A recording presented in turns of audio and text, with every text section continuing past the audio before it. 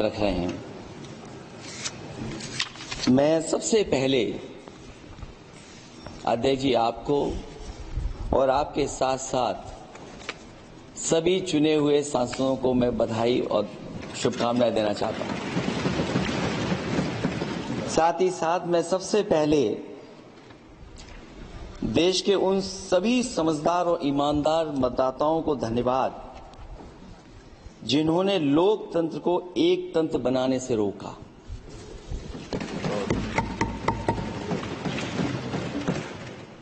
चुनाव के समय पर अध्यक्ष जी ऐसा कहा गया कि 400 पार। मैं समझदार जनता को फिर एक बार धन्यवाद दूंगा और मैं कुछ कहना चाहता हूं कि आवाम ने तोड़ दिया हुकूमत का गुरूर, दरबार तो लगा है पड़ा गमगीन में बेनूर है पर। अध्यक्ष महोदय, दरबार तो लगा है पर बड़ा गमगीन बेनूर है और पहली बार ऐसा लग रहा है हारी हुई सरकार विराजमान है। जनता कह रही है चलने वाली नहीं सरकार। अध्यक्ष महोदय, जनता कह रही है चलने वाली नहीं, ये गिरने वाली सरकार है। और क्योंकि ऊपर से जुड़ा कोई तार नहीं, नीचे कोई आधार नहीं, अधर में जो है अटकी हुई वो तो कोई सरकार नहीं। दरअसल पूरा इंडिया समझ गया है कि इंडिया ही प्रो इंडिया है। इस चुनाव में इंडिया अलायंस की नैतिक जीत हुई है। ये पीडीए इंडिया की सकारात्मक राजनीति, पॉलिटिक्स जो पॉजिटिव है, पॉजिटिव पॉलिटिक्स की जीत हुई है। ये इंडिया पीडीए की सोशल जस्टिस मुहिम की विक्ट्री है। 2024 का परिणाम हम इंडिया वालों के लिए जिम्मेदारी से भरा पैगाम भी है। और अगर हम यूं कहें अध्यक्ष महोदय कि 15 अगस्त 1947 अगर उपनिवेशिक राजनीति से आजादी का दिन था तो 4 जून 2024 देश के लिए सांप्रदायिक राजनीति से आजादी का दिन रहा। ये सांप्रदायिक राजनीति के अंत और सामुदायिक राजनीति की शुरुआत है। जहां सांप्रदायिक राजनीति का अंत हुआ है वहीं सामुदायिक राजनीति की शुरुआत हुई है। सबसे अच्छी बात हुई ये है कि इस चुनाव में सांप्रदायिक राजनीति हमेशा के लिए हार हो गई। अध्यक्ष महोदय, कहने को सरकार ये कहती है कि ये 5th लार्जेस्ट इकोनॉमी बन गई है और जीडीपी के मामले में 5th वर्ल्ड की इकोनॉमी बन गई है। लेकिन अध्यक्ष मोदी, ये सरकार क्यों छिपाती है कि अगर ये हमारी सबसे लार्जेस्ट इकोनॉमी, अगर हम 5वें नंबर पर हैं तो हमारे देश की पर कैपिटा इनकम, प्रति व्यक्ति आय हमारे किस स्थान पर पहुंची है। और हम लोगों ने अध्यक्ष महोदय देखा है कि अगर दिल्ली की सरकार ने कहा होगा कि $5 ट्रिलियन की इकोनॉमी बनेगी, तो जहां से प्रधानमंत्री जी चुन करके आते हैं वहां का प्रदेश के सरकार भी कह रही कि हम $1 ट्रिलियन इकोनॉमी बना लेंगे। देश की इकोनॉमी कहां पहुंच गई, पर कैपिटा इनकम क्या है। लेकिन अगर उत्तर प्रदेश की इकोनॉमी को अगर $1 ट्रिलियन की इकोनॉमी बनना है तो कम से कम 35% की ग्रोथ चाहिए। मुझे नहीं लगता है कि 35% की ग्रोथ उत्तर प्रदेश पा पाएगा। हम हंगर इंडेक्स में कहां खड़े हैं, नीचे से कहां हैं। जो 5th लार्जेस्ट इकोनॉमी की बात कर रहे हैं वो इनइक्वालिटी के पैरामीटर पे कहां खड़े हैं, वो हैप्पीनेस इंडेक्स में कहां खड़े हैं।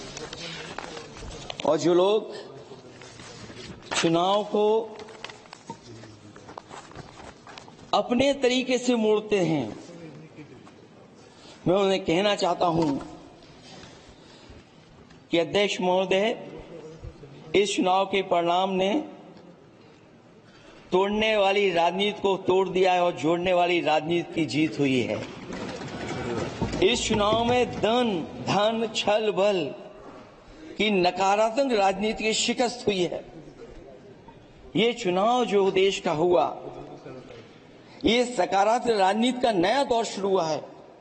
इस बार प्रो कॉन्स्टिट्यूशन वालों की जीत हुई है। हम मानते हैं संविधान ही संजीवनी है, उसी की जीत हुई है। ये संविधान मंथन में संविधान रक्षकों की जीत हुई है। अब ऊपर से नीचे की राजनीति का अंत हो गया है। अब नीचे से जो समाज की जो आवाज उठेगी वही राजनीति का आधार बनेगी। मैं कहना चाहता हूं कि देश किसी की व्यक्तिगत महत्वाकांक्षा से नहीं, जन आकांक्षा से चलेगा। मतलब अब मनमर्जी नहीं, जनमर्जी चलेगी। इस चुनाव का बड़ा पैगाम यही है।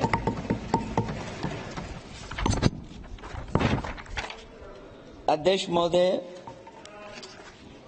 बहुत सी बातें हुई हैं। अगर उत्तर प्रदेश की बात न हो, क्योंकि अध्यक्ष महोदय सबसे बड़ा प्रदेश जहां है, उसने हर बार दूसरे दल को समर्थन देकर के सरकार बनाई। मैं उन्हीं लोगों से कहना चाहता हूं कि लोग क्यूटो की फोटो लेकर बनारस की गलियों से लेकर के गंगा जी तक ढूंढ रहे हैं। उनको लगता है कि जिस दिन मां गंगा साफ हो जाएंगी, शायद उस दिन कहीं क्यूटो उसकी गोद में कहीं मिल जाएगा। बनारसी लोग चाहते हैं कि कोई गंगा जी के भी तल में उतरकर उसका दर्द भी जाने।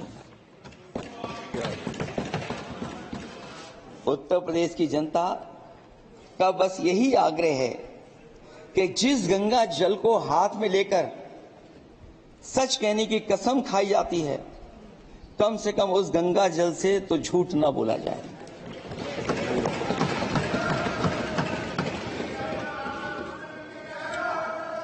जहां विकास के नाम पर खरबों रुपए की लूट का राज खोलते भ्रष्टाचार के गड्ढे प्रदेश का नाम खराब कर रहे हैं, वहीं पहली बारिश में ही टपकती हुई छत और गिर चुकी स्टेशन की दीवार बेईमानी की निशानी बन गई है। अध्यक्ष महोदय, विकास का ढिढोरा पीटने वाले इस विनाश की जिम्मेदारी कब लेंगे? और रही सच्चे विकास की बात, तो हमने जो सड़क बनाई उस पर हवाई जहाज उतरे थे और उत्तर प्रदेश की मुख्य नगरी में सड़कों पर नाव उतरी हैं और अभी बारिश और हो जाएगी तो नाव से भी चलना पड़ेगा। यही स्मार्ट सिटी के जुमले का भी हाल है। न तो जाम से छुटकारा मिला, न बुनियादी सुविधाओं से कोई निजात मिली, न कोई बुनियादी सुविधाएं मिल पाई हैं। मुझे याद है अध्यक्ष महोदय, देश के प्रधान सांसद जी ने अनाथ पशुओं के बारे में बहुत कुछ कहा था। अनाथ पशुओं की समस्या से छुटकारा दिलवाने के लिए का वादा किया हुआ, लेकिन कई चुनाव बीत गए हैं, अभी तक गन्ने का भुगतान 2 हफ्ते का वचन जो दिया था, कहां दिया था? अब तो वचन देने वाले को भी याद नहीं है। हर बात को जुमला बना देने वाले लोगों के ऊपर से जनता का भरोसा उठ गया है। इसीलिए बहुमत की सरकार नहीं है, ये सहयोग से चलने वाली सरकार है। डबल इंजन के नाम पर उत्तर प्रदेश को टकराहट के सिवा कुछ हासिल नहीं हुआ है। उत्तर प्रदेश में प्रभुत्व की लड़ाई 2 लोगों को आपस में लड़ा रही है, लेकिन उसकी मार जनता को सता रही है। पिछले 10 सालों की उपलब्धि बस इतनी रही कि एक शिक्षा परीक्षा माफिया का जन्म हुआ। अध्यक्ष महोदय, जिस समय चुनाव में थे और उत्तर प्रदेश में वो हालात देखे हैं कि नौजवान जब भी तैयारी कर करके जाता था और परीक्षा दे करके लौटता था तो उसको पता लगता था कि पेपर लीक हो गया। और उत्तर प्रदेश में केवल एक पेपर लीक नहीं हुआ है, जितनी भी परीक्षाएं हुई हैं सब पेपर लीक हुए हैं। केवल उत्तर प्रदेश ही नहीं, मैं माननीय सांसद की तरफ से सुन रहा था, कई ऐसे प्रदेश हैं जहां पर परीक्षाएं देने तो बच्चे गए, लेकिन वहां भी पेपर लीक हो गया। और अभी जब 4 जून को रिजल्ट आया, उसके बाद जो बात उठी है, देश की सबसे प्रेस्टिजियस परीक्षा, उसका भी पेपर लीक हो गया। और आखिरकार ये पेपर लीक हो क्यों रहा है?